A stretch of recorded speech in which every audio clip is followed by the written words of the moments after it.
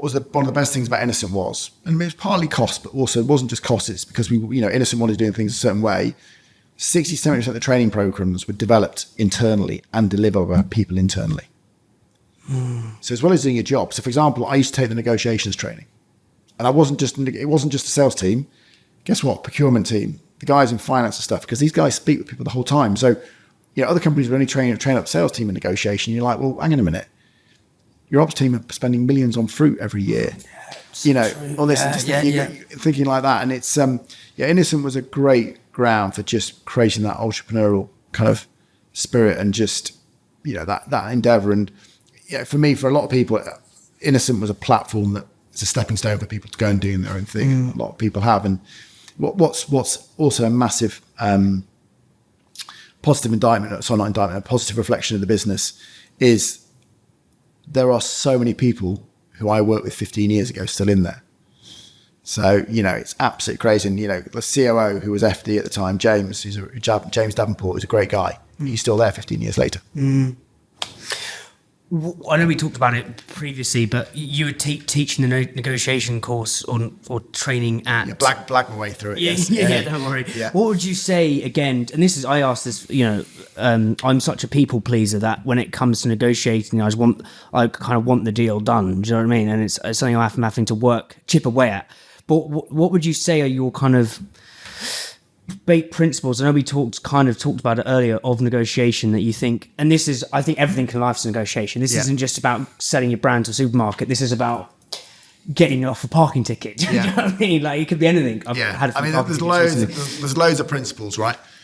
The most important thing for me is ask questions to understand what the other side truly wants. That's the most important thing. Because and it's the quality of those questions, you want to ask the questions that get you to the bottom understanding about what that person really needs. Because only then do you truly know how you can then fulfill those needs and try and then secure your negotiation. And I think the other really important thing as well is just be really clear about the nature of the negotiation, because it's like if you're speaking with the buyer at Boots or you're buying a car from a local dealership, you've got two different things going on there, right? The dealership, you can afford to walk away, right? And that's it. And it's more transactional, whether you like it or not. He'll try and sell you every extra possible on the car or whatever. You'll end up with this ridiculous spoiler that you can't believe it's cost that much, but you've got to have it. But fundamentally with Boots, most startup businesses and brands probably have to have 3 to 5 successes, 3 to 5 failures on negotiations before they then get in there, right? Or else 3 to 5 pitches before they can get in there. And you just got to do everything you can, because the negotiation isn't necessarily just trying to agree a listing or price. It's about how you approach it. And I even remember one, and the guys at Innocent remember this. We had a buyer at Boots, and she was ferocious, and she just hated us, and we weren't sure why. On the end, we just sent her some flowers and just said, "Look, we think we've upset you. We don't know why or how, but I'm really sorry." Within an hour, "Oh, sorry, can you come in tomorrow? I didn't want to come across in that way." And it just changed the dynamic of the relationship straight away, right? And I think, knowing that other side of the fence. But the other thing as well is when you are in a negotiation, it's just being really clear on your parameters and what your true is, what you call like what is that walk away? And I gave you an example earlier about the gross margins and stuff like that. Don't be the person in the meeting who just gets overexcited and I've just got the Tesco's listing, but actually I wasn't prepared or I hadn't really understood the numbers. Shit, we're only making 10% on that. That, let's just say, as I said to you before, 20% gross margin minimum, and that could equate to a £5.20 case price. If that buyer says it's got to be £5 or nothing, be prepared to walk away, because it's not the 520 walk away position. You're trying to get away 550, but that's not going to happen. 520 is your walk away, but the buyer says 5. Don't do it. There's a lot of this is kind of this, and again, this dichotomy of like the heart and the head and the ego. Yeah. And I think you're so right. And to be honest, if I was sat across the Tesco's bar and they're like, right, well, I probably would just do it because but it's what you're saying, Giles, is amazing.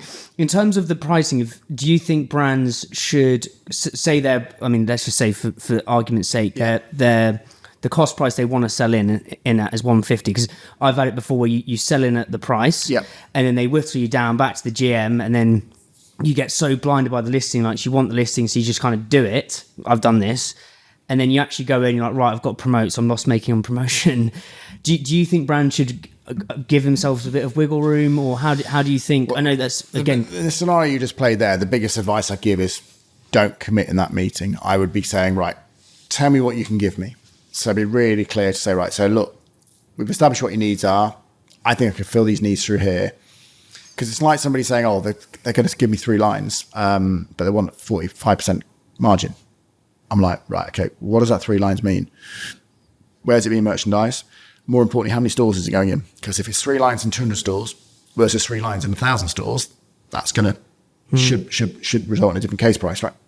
So get all the information together before you start, because the classic is, let's just say you've got, you know, scenario you just played out there, or whatever. So somebody says, all right, 3 lines, yeah, going to go in. We've got 500 stores and it's 45% margin. I need a £5 case price. Yeah, okay, we'll agree to that. Brilliant. Cool. Just so you know as well, I need 6 promotions. Each of those have got a £3,000 shelf ticket fee. Oh, and also I need a £20,000 marketing. Oh, no, hang on. Sorry, I can't. Well, all our money's in the £5 case price. I can't give you any. Well, no, sorry, I need that as well now. So it's really important. Get all the information and know exactly what everything that person wants first, and then go back. Never been, you know, it's very unusual, but some, you know, very few buyers will make you say in a room, right, I need an answer here and now. It's more a case of, you know, going back, get all the facts, clarify what you need to know, get the commitments as you can, that you can from the buyer, and then put an all-inclusive. And it's that classic, you know, if you know, I always start with, if you can give me X, Y, and Z, then I can give you this. Yeah. Start with what you need first, and then tell them what you can give. Because if you start with, I can give you this, great, that's fine. Oh, no, hang on. I haven't told you what I need first. Do you know what I mean? There's just some subtleties in how you do it. What are the other subtleties or nuances, I think, in negotiation? Because I love going down that nuanced path. What other subtleties would I say? I mean, look, how you act and how you behave is important, right? I mean, there's everything from hostile, which we've all been before. You know, I've also, you had the classics where you've had the kind of bad cop, good cop combo coming in. You had some, I had such a funny couple at Asda when we used to deal with the fresh produce. We had the buyer and the senior buyer, and those two were just comedy going in and seeing those guys. And how it was like Laurel and Hardy. So funny how that used to work. What other subtleties would I say? I don't know. I think the biggest thing for me is just think about longevity relationships. Oh, yeah, I love that. Longevity relationships is an important thing because, and probably one of the biggest messages I give everybody is because I often hear, and I get quite angry about it, is that I'll hear people like slagging off certain retailers or customers going, oh, fucking nightmare to deal with, got so hard, they don't understand how different. I said, the real reality is in virtually all of these FMCG startups I know, most of those guys wouldn't have a business without a supermarket, right? And those guys, supermarkets, I know they're difficult to deal with, but also they've got a job to do, right? And so those supermarkets aren't doing that well either. So they are under a huge amount of pressure under the pump, yeah? But don't be so derogatory and rude about them or the buyers because they're trying to do the best job for their own company. But also, without them, most of you wouldn't have a business. So I get quite, when people end up, you know, making kind of strong statements, you know, about supermarkets or against the buyers, or not just supermarkets, but the national retailers, how they behave, I think you've got to be a bit careful because a lot of people are indebted to them. In terms of Innocent, you talked about on our last podcast, John Wright would make any FTSE 100 CEO look average, which I thought was brilliant. And maybe this goes back into the Innocent water. And what you've said about the negotiation, by the way, is amazing. Will help so many people.